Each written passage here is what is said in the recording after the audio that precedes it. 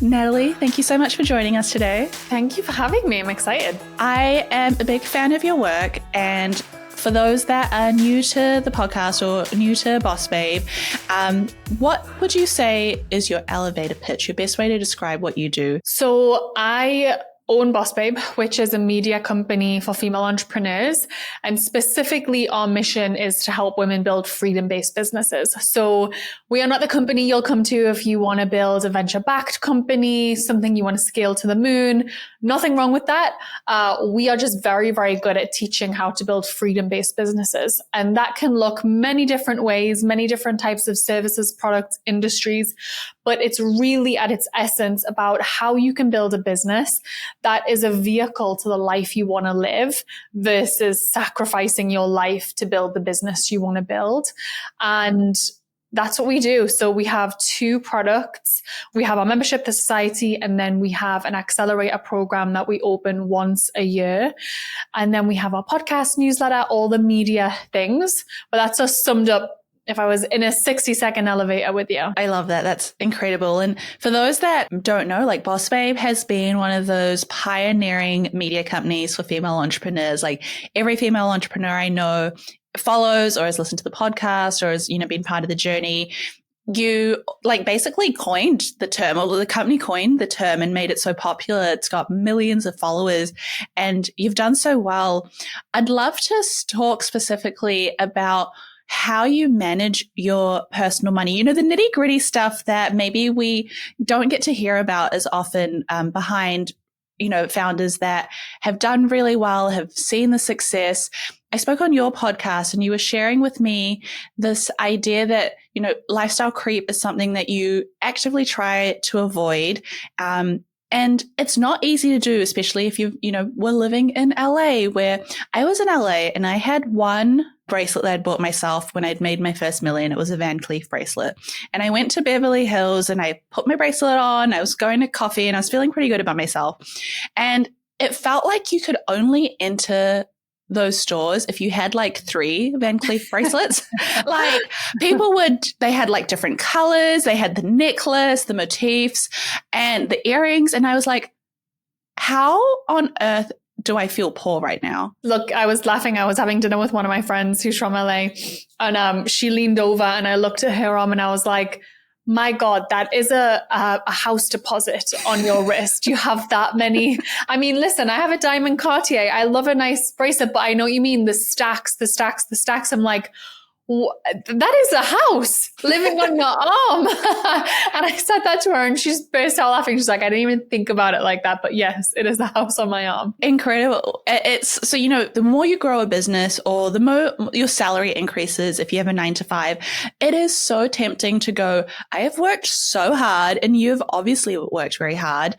And so I really want to dive into that. Before we do though, I'd love to talk a little bit about your money story, what it was like growing up, how you viewed money as a child. Were you always really good with money and frugal, or did that develop over time?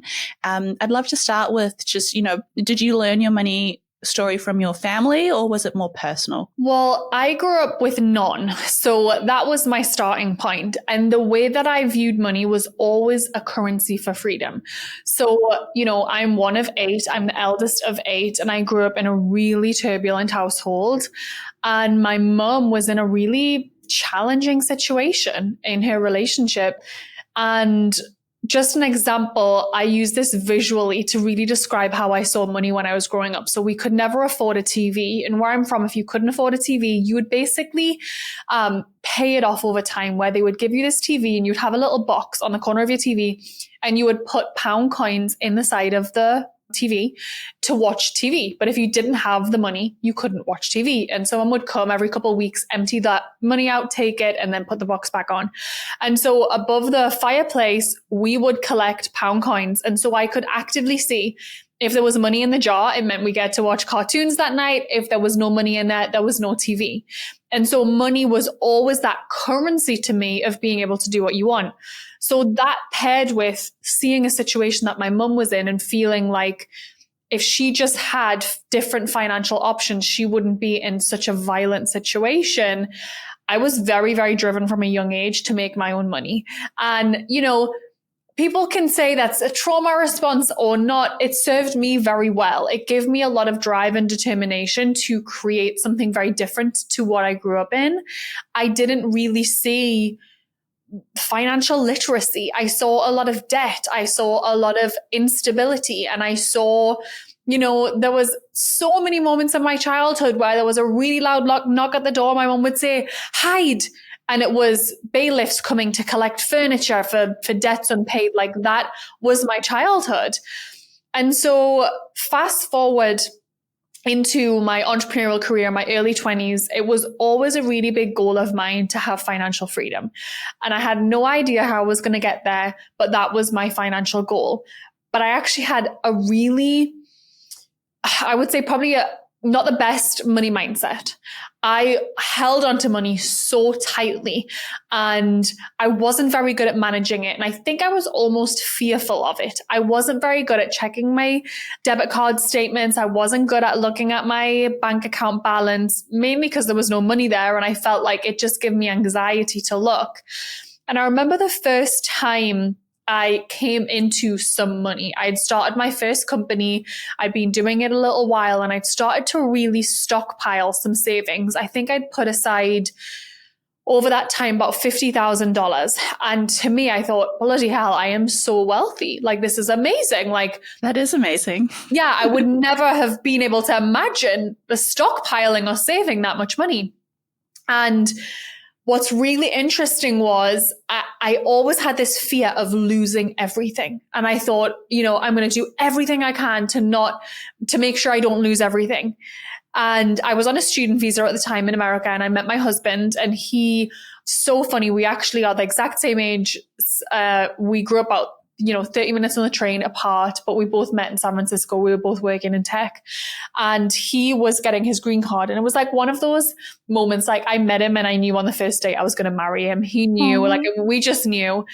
And 4 months into dating, he was like, hey, come join this conference call with my lawyers. I'm getting my green card. So I hop on the call and he was like, so how can I help Natalie get hers? Cause like, we're going to be together. We've only been together 4 months. We're going to be together. And the lawyer just laughed and she's like, listen, unless you're married by next week, it's not going to happen. And he said on the call, well, does that work for you, babe? And I'm like, absolutely. I will definitely marry you and let's do it next week. So we did it. But I was on a student visa at the time and I didn't realize that's not the best way to be transferring to a green card. You're not really supposed to change your residence status. So I couldn't work or leave the country for over a year, about a year and a half while I was waiting for my green card to come in. And in that time, I burned through all of my savings, paying my rent, paying my lifestyle costs. I burned through everything.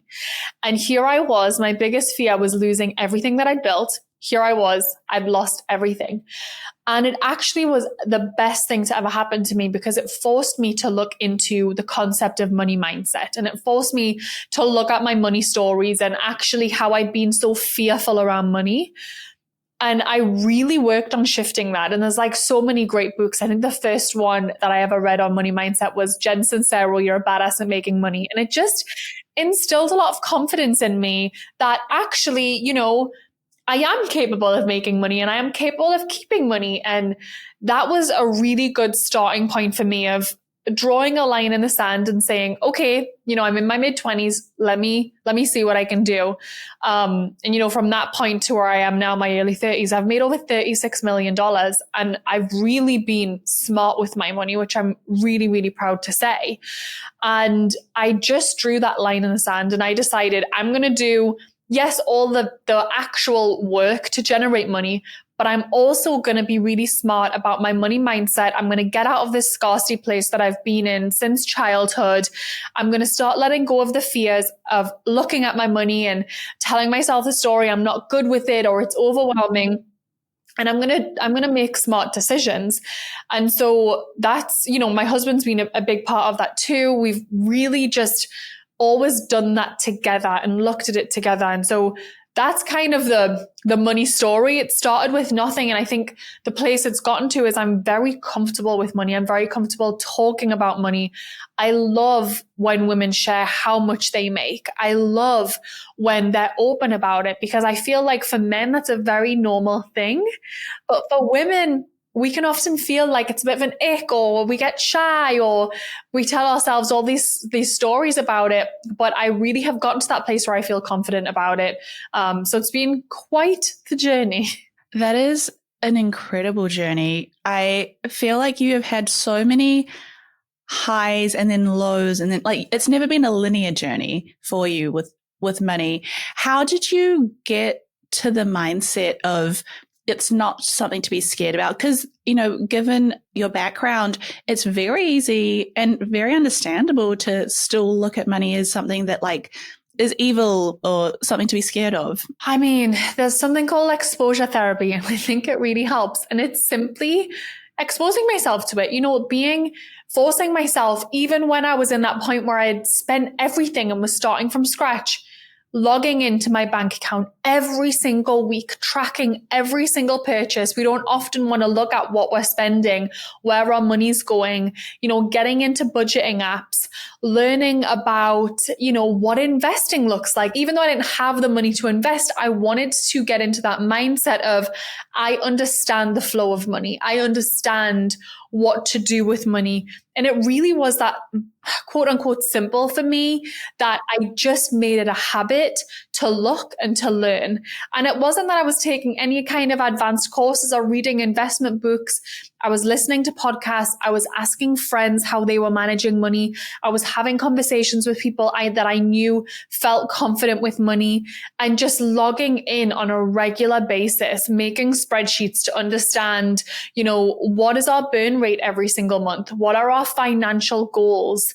What is our net worth? Like, really getting my head around all of those numbers has been really powerful. Now, I will say, you know, I'm not the kind of person that looks at, especially right now with the economy and the state that it is, like I'm not logging in to look at how my stock portfolio is performing like constantly.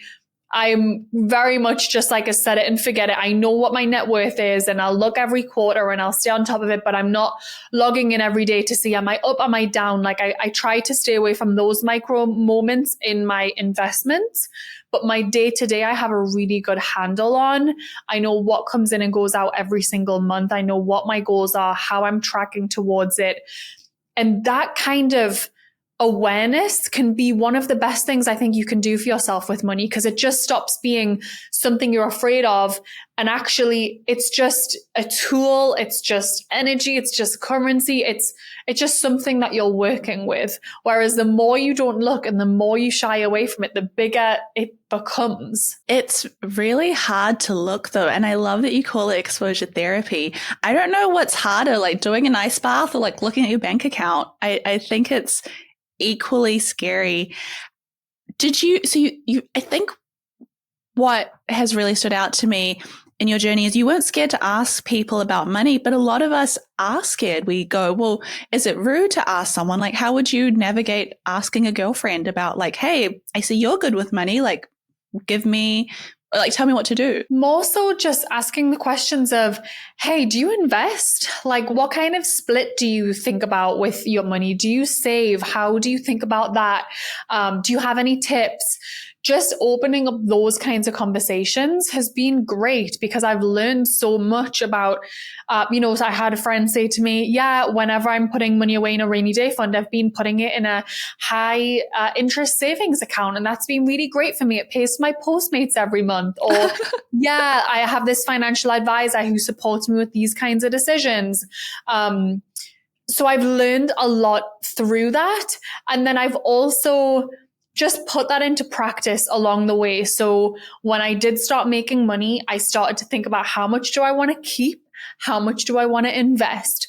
When my money started to stack up a bit more, where I had a bit more choice of, okay, I can have, I have some cash, I have some in index funds, I have some in like stocks that I've selected, like stocks that I believe in, real estate. Now let me put my money behind what I believe in. And I've invested in a ton of startup companies. And I'm not really doing it from a place of like, I think this is going to make me rich eventually. We all know that that's probably not the best way, but it's been a really nice way for me to learn what the process looks like, what it looks like to raise money, to network with other women that are actively investing in a lot of companies, And, the check sizes don't have to be huge to get in those rooms and to get in those conversations.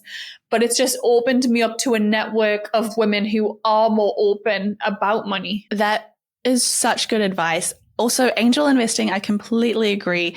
You do it out of the goodness of your heart. Yeah, so many of my investments, listen, I've had a couple that they seem to be doing well. Most of them are not around anymore. But that's the saying with angel or venture investing. You invest in 10 companies, 2 are like the big winners, and then 8 of them fail. And that doesn't feel nice, but it's a part of the journey.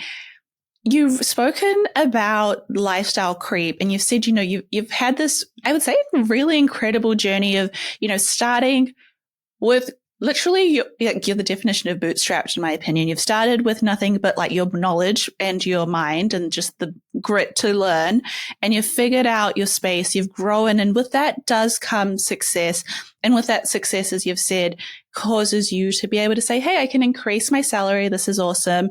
But you also lived in an area where everyone around you, like, I visit LA and I come back being like, why do I not have a Lamborghini Urus? Like, I visit LA for a day and I'm like, oh God, I need to go to Aritzia, don't I? Like, it's just, you can't help but feel like you need to upgrade your life, upgrade your wardrobe. When I'm in San Francisco, I feel a little bit of like relief. I'm like, okay, people have Lexuses. Like, I can live with that. When I lived in SF, every billionaire was driving a Prius and wearing the same t-shirt every day. LA is such a different ball game. And it really messes with my head. I realized I'm very easily influenced. How did you deal with lifestyle creep? Did you know to manage it from the start, or was it something that over time you figured out? I figured it out over time. I would love to have had this foresight. I didn't. So I remember when I lived in LA, me and my husband we moved from SF into a beautiful apartment in LA, and it was costing us about $3,000 a month. It was 2-bed. It felt great for what we needed. And then, that was at a point, we moved into that at a point where the businesses were just really taking off and things were growing very, very exponentially. And our lease was up that year. And we decided we were staying in the same area, but we wanted to move into a home. We wanted to have more space. We didn't want to buy. We were still figuring out what all that looked like. And we moved into a home, and it was about, I think, $11,000-$12,000 a month rent. So it jumped up from 3 to almost 12. I'd had on my bucket list, I always wanted a white Range Rover. And I was like, wait, I can afford one. So I walked into the dealership one day, I got my Range Rover, and I went from almost overnight being in this small apartment. I think I was driving a Peugeot 206 or something like that. I don't even know what I was driving. Is that an English car? I don't even know. Not a fancy car. Anyway. And overnight moved into this like really fancy townhome, Range Rover. My husband had a convertible. Like, we just jumped in what we were spending, and we loved it. But what was really, really interesting is we'd been in that house a year, and as we would start to drive past other homes, or we'd start to like go to other friends' homes, we'd start to look at, oh, should we upgrade to like this? Should we be thinking about this next? Should we be buying and renovating? Do we want this car? It was really interesting how that was working for us. And one day we both sat down as we've been talking about, moving plans and all of that. And we both just realized we are more than happy with what we have. We do not need more space. We do not need more cars. Like, this feels really good. And we just had that acknowledgement of actually how much things jumped in a year. And whilst it was very much something we could afford, we were like, if we make this jump every single year or every single time we hit new financial milestones, what are we really building? And what are our big goals? What are we trying to achieve? And so we just really sat with that as a team, really, and we looked at what our goals were, and we actually decided a big part of that was when we were going to move to Austin. We were in this beautiful home in LA during COVID, and I mean, you couldn't leave the house. We weren't enjoying where we lived at all. We decided to move to Austin, and we got a home. We bought a home that it was even so much bigger than the townhome we were in, because we knew we were ready to start having kids soon. We bought the home. We still have those same cars because I love that car. I have no desire to upgrade. Like, you know, we consciously made that leap because I really didn't want to be around all of that lifestyle creep. I didn't want to be around that kind of comparison. And it's been amazing for us. And I don't necessarily think you need to move state to make that happen. But for us, we just realized actually so much of the life we are living was one that we thought would feel and look really good because we are two kids from Scotland and the northeast of England. And like the idea of LA and the palm trees and the mansions and all that was fun. But when we got into it, it was like, oh, this actually isn't aligning with our core values. And we decided to build our life around that. And we've just been very intentional about what we care about, what our values are, what our goals are. And I think you almost do have to experience it to realize that it's not going to make you that much exponentially happier. Like you think it will, but it's almost like you need to experience it to realize it won't. Unfortunately, like I wish I could have heard someone just tell me and I would have been like, okay, cool, I'm going to listen to your advice. But I think I did need to experience it. Has any one of us ever in our lives done something because someone has told us don't do it? Like how many times have our friends been like, maybe you shouldn't go on that second date? And you're like, no, it'll be fine. And then you're like, why didn't I would have saved myself a lot of therapy. Like this would not have worked. So much therapy. I think it's the exact same with money. It was actually going to be my next question, which is, did you think that you had to experience, building a much more beautiful life in terms of material things? Did you feel like you had to experience that to realize it didn't make you, that much more happier or comfortable? I think so. And I think it goes for a lot of my experience in money and business. I was building my life and business out of this like Silicon Valley playbook, right? Like the only way I knew to build a company was growth year on year. You get an office, a team, you build a culture, you performance, incentivize, like all of these things that I'd heard, these buzzwords. I thought that was the only way to do things. And that was the respected way to do things. At one point we had an office in LA, 20 team members. And I remember going in every single day and being miserable. I'm really creative and a big part of my work is like done, not in meetings, not around people. We've actually built a studio out in our backyard because I love to just get in my own space and like record and create content and stuff like that. Yet I was realizing I would have to create content at home on evenings, weekends, because I was just around so many people in the office. Like it was so counterintuitive to what I enjoyed or the reason the business was successful in the first place. But it's almost like I had to experience doing all of the shoulds to just be able to trust my own path and realize what I do want, which is freedom. I want to be able to run a business that taps into what I'm good at and what I enjoy. I want to be able to spend my time how I feel. But I feel like I had to go through all of those things to realize that because, when I was starting this, I started it in San Francisco. I was, in that tech world. Everyone and their mum and their dog was raising money. Everyone was talking about valuations, this, and, there was just so many buzzwords that I didn't really know there was a different way to do it. It sounds like where we spend our time and where we live really starts to impact how we view things and what we do around us. I just wanted to know, why do you think we get so caught up in having that dream? I think also being a expat, someone from New Zealand, I too had that vision of going to LA, going to Beverly Hills, having the big mansion. Where do you think that comes from? Why do we do this? Life's golden question, isn't it? For me, I think it came from really not knowing myself, not knowing what I deeply care about, not knowing what I'm interested in, not knowing my own value, not feeling good enough, worthy enough, and feeling like there was this achievement that would then all of a sudden make me good enough or make me fit in or symbolize a form of success. I think that's what it was. I just outsourced so much of my power and my core values and my inspiration. Whereas I think as I've gotten the experience and as I've gotten a little bit older, I've just become so much more confident with who I am, what I want, and not feeling like I have anything to prove to anyone. Like I really, really don't want to prove anything to anyone. I want people in my life that are in my life because of who I am, not because of what I do or I've done.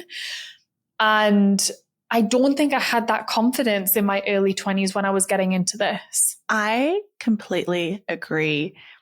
Do you find that as you've grown, your mindset, you've been able to figure out those values very clearly? Do you mind sharing what those values are? If I could guess, it sounds like freedom. It sounds like peace. And when I look at your content, a lot of the themes I see is like, have a slow morning, take things easy. Don't be rushing around all day. Does that tie in with it? Yeah, exactly. Freedom is such a big core value of mine.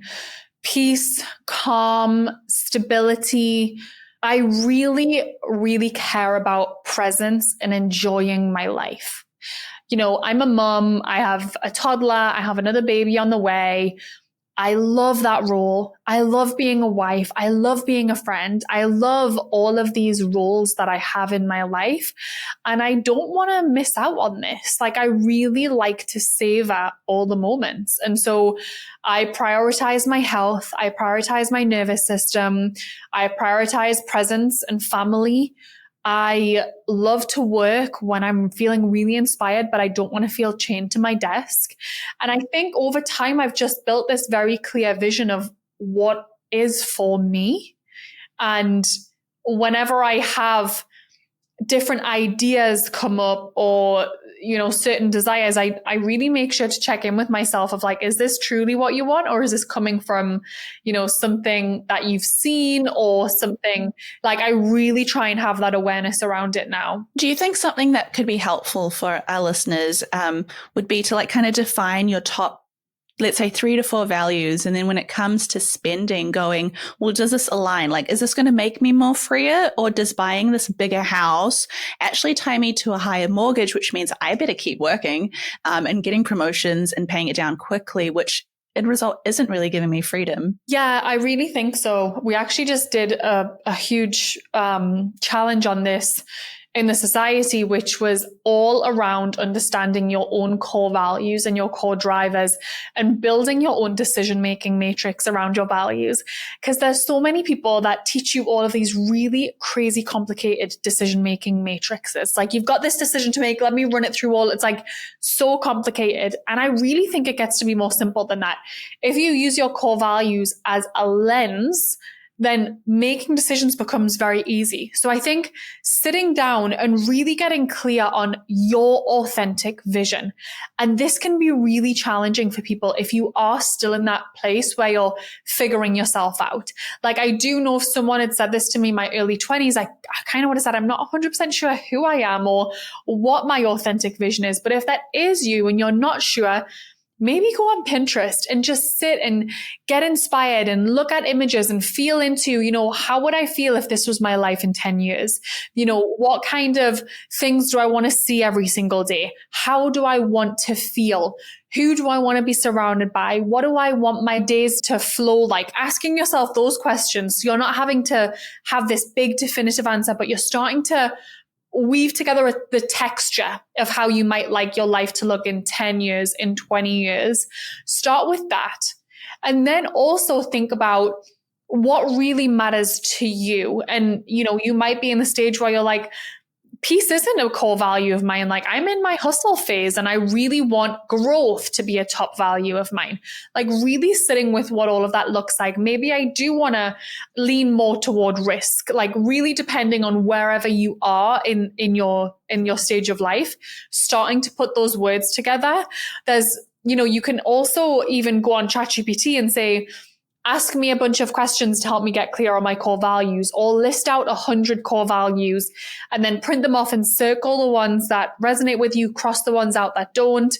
So if you're starting from a confused place, it's a good place to get clarity from. And then ask yourself, okay, I'm looking at this house and it feels really exciting and I could totally imagine myself in there. And let me take a step back. is this something that I need to do right now? Is this something that's going to support me toward where I want to go, or is it going to hinder? I think that's a really, really good way to make decisions and to just pull yourself back to you versus always looking externally for the answers. I feel calmer already. It feels so good. And I think ChatGPT is going to be like one of my bridesmaids at this point. Like, it has helped me so literally much. My bestie. Every day I'm like, how did I ever live without you? And now it has that feature that like talks back to you. So I'll just sit with it and I'll be like, oh my God, I've had a day. And I'll be like, tell me about it. How did we ever survive without ChatGPT? I have no idea. You do a really good job of managing to have a very calm and soft boundary around you. You say that you really value being, a mother, also congratulations, a wife, having this sort of softer side to your life. And then you've also grown a business and you're a business owner. And I think what we're all seeing right now is the struggle that especially young women are facing, where they feel like they have to choose between the two. Like, do you have the soft life? Do you find the rich husband? Do you just, give up on trying to make money in this economy? Or do you hustle and be in your masculine? I really despise those masculine, feminine terms, but, do you go in your masculine era? What's your sort of advice to that next generation? Because I see it with my own, like, younger friends or cousins, and I want to shake them. I'm like, you can be both. Yeah, there's so much beauty in both, but it's very, very challenging because we have been brought up to see one or the other. Our generation has been brought up to see that like really powerful business person, or maybe that slow stay-at-home mom baking cupcakes. We haven't seen great examples of how they live together.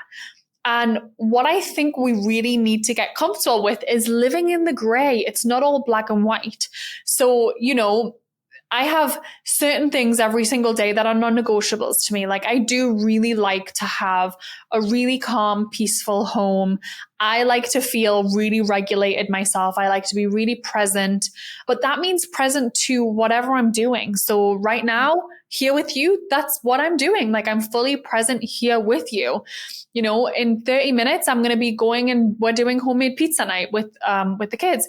So I really am present to whatever I do, and I don't place judgment on one being better than the other. We think that the soft life is the absence of hustle. And actually, a soft life takes a lot of hustle because it takes a lot of discipline to be able to pull yourself out of the chaos of day-to-day life and really sink back into the present moment and to slow your nervous system down. That takes a lot of discipline. Maybe you would call it hustle. It takes a lot of drive and determination to want to be able to do both. A lot of people struggle with that. They cannot switch off and toggle between the two. We think that huge career success means that you bring that into your personal life and you're always working, you're always on, you're always saying yes. And I just don't think that's the case. So for me, I just know what it looks like. At work, I know exactly what my priorities are, and I am ruthless with my boundaries. Almost everything is a no. And I've had to get really, really comfortable with disappointing people, really letting people down, having someone feel an opinion of me because I said no and that, triggers them. I've had to get really comfortable with leaving money on the table, quote unquote, and really sticking to my own priorities. And it means that I'm not traveling a ton. It means that I don't work evenings and weekends, and someone will send me an quote unquote urgent email. They will certainly not get an urgent reply. But when I am on and I am working, I'm really good at what I do and I'm really focused and I'm really driven. And then, I weave in my own way of doing things throughout my personal life too. And I'm really clear on what that looks like. I love to cook. I love to bake. I love to garden. I love to be outdoors. And there's a lot of things in the home that I don't do. And I outsource that. And I have a lot of support so that I can do the things that I like. So it's just been a case of getting really, really clear on what all of that looks like, because that we cannot do it all. We physically cannot do it all. And I think that is a huge reason why we see that black and whiteness, because we think you are doing everything in the company, you're doing everything, maybe say at home, if those are the two things you're toggling between. And that's not the case at all. We have to pick and choose what's right for us. But I do get why people find it challenging, because it is really challenging. And a lot of us also have grown up with addictive personalities. We are the generation that started getting social media in our teens, and that became really, really addicting.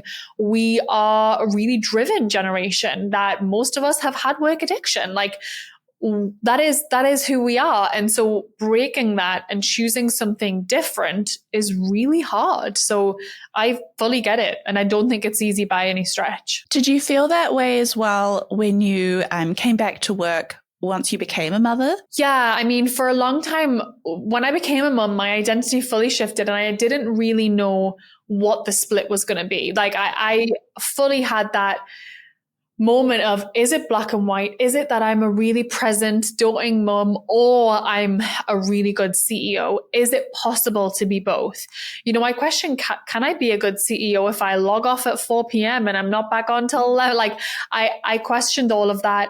And it's been, for me, just a journey over time where I've been able to prove myself right, where I've said, you know what, I actually think I can do a really good job and I can work 4 days a week, or I can work 3 days a week, whatever. And then I've proven myself right. I've put the boundaries in place. I've done those things. But I think it's one of those things, kind of going back to what we said at the beginning, comes through practice. It's not something that someone can pep talk you into or tell you you're capable of doing both. You yourself have to feel into what works for you, because we all are going to have different ways that we want to split all of our interests. I think you have to throw yourself into it and prove yourself right to then build that confidence. For those that are listening and going, well, it sounds like what's working for you would be a good place to start, and then we can build, our own structure around it. How do you structure your week as a self-employed person? Well, I have a very clear calendar. That's really important to me. So I do almost all of my meetings on a Monday. I love to start Monday strong and just really get my team aligned. And so I do that. The rest of my week is generally very open. If I'm doing any kind of coaching or anything like that, then it's going to land on a Wednesday. Everything's really open. So my daughter doesn't go to school. I keep her at home with me. I have support. And so I flow in and out all day between being, like, my office is downstairs right beside her room. Like, I flow in between the role of CEO and mum all day long. There's no like big distinction, like door closed, door open. And that really works for me. I generally would say, like, I probably work 3 days a week, solid focused work.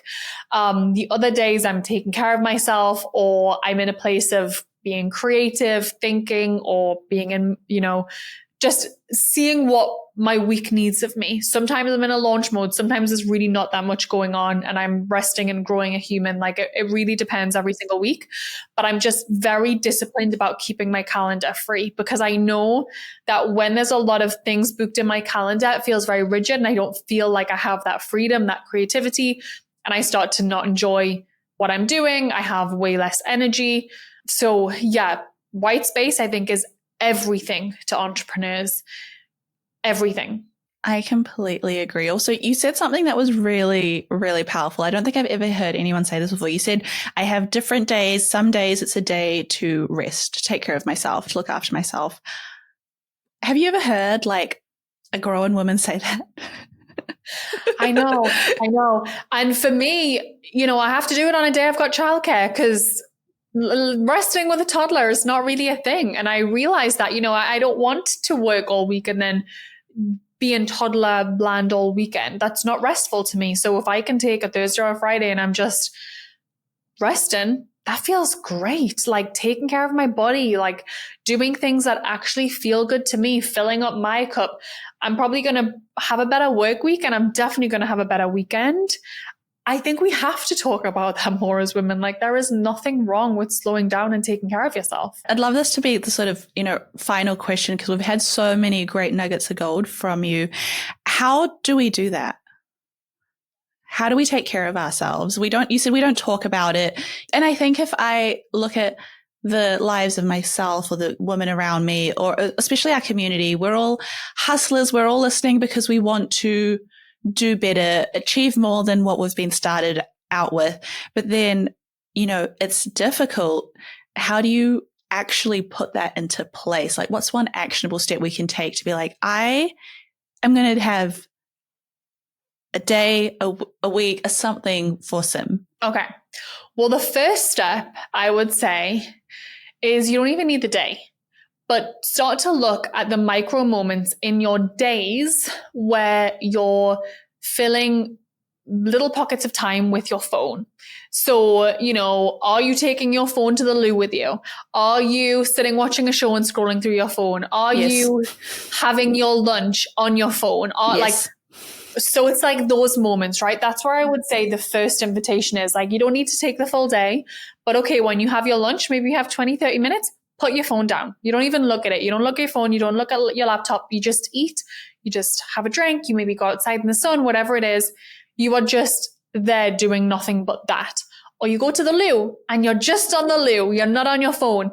Your phone stays in a certain room if you're pottering around doing other things. I think that is the first thing, is like, notice in the micro moments where you are craving that dopamine and the stimulation, because that is a very hard train to get off. And if you spend your whole day or your whole week in that dopamine addiction or in that searching for stimulation mode, then when it comes for your day that you're actually going to slow down, your nervous system doesn't know what to do. And you're like, well, let me mindlessly scroll. Let me fill myself with all these tasks. Like, you haven't really even been present to your own thoughts all week long. So that's the thing that I would start with. And then when you are thinking about, maybe you're going to take a few hours to yourself, or you're going to take a day, just open your notes app on your phone and just like start to make notes of things that make you feel energized, right? For some people, it's going for a walk. For me, I love to binge watch Netflix. Is it certain podcasts? Is it being outside? Is it grabbing lunch with a friend? Is it reading? So make yourself this list of restful things that feel really good to you. Don't put things on there that drain you. Like, if you're not very extroverted, then probably hanging out with a bunch of friends is not going to make you feel rested. It's going to be very active for you. And then when you do have that time, just take a look in your notes app and say, okay, today I'm going to do this. And it doesn't need to feel productive. It doesn't need to be driving me towards a certain goal. I'm just going to do this, but I'm going to do it with presence and I'm going to enjoy it. I think that's a really, really good place to start. And it's funny because I think so many of us do need to learn how to rest and how to slow down. Again, I just feel better already. I have a confession to our community. Whenever I see your stories, Natalie, on your Instagram, I feel better. Like, I feel rested. You've done a really good job, because it will be like cozy mug with, a nice background of like your living room, and you'll just be like, maybe there's like baby in the corner, and it's just, you're like, it will be like slow morning. And I'm like, oh my God, what a nice way to start the day. Good. I like that. I like that it's making you feel calmer. It definitely works. And, you've done a really good job of managing these like two different sides that I think a lot of us do sometimes struggle with. We want to build something meaningful. We also want to have that softer life.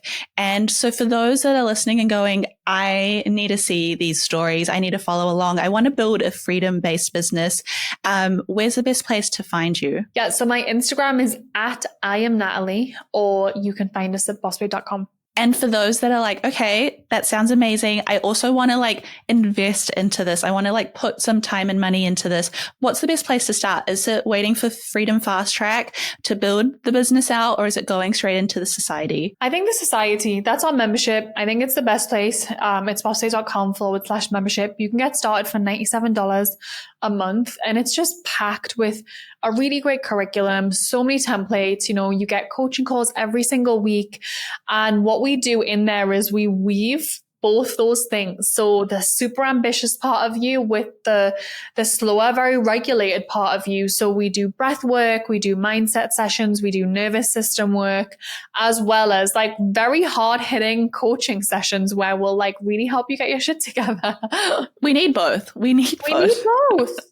I have so much respect for the work that you have done. And I really appreciate you taking the time to share your journey, your money journey, being able to give us a really good idea of how to just kind of keep ourselves in check with lifestyle creep and also just finding a balance. You know, money isn't just put money here, invest here. It's all these, I don't want to say softer, but more like you're understanding it's the whole package, and dealing with yourself is probably one of the biggest ways to improve your money. So thank you so much for coming on. It has been a real treat. Thank you for having me. I honestly love what you do so much.